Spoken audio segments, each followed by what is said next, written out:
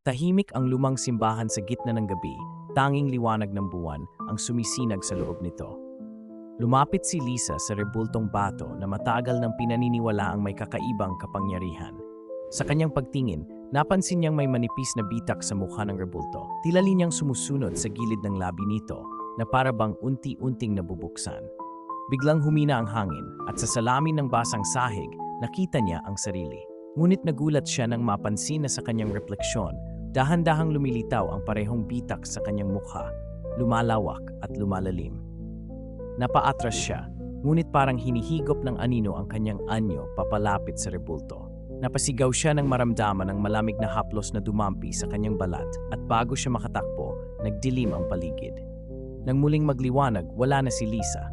Sa halip, may bagong bitak sa rebulto at sa likod ng malamlam nitong mga mata, animoy may nakasilip na takot at pagmamakaawa. Sa mga sumunod na araw, sinumang tumingin sa rebulto ay nakikita ang refleksyon ni Lisa.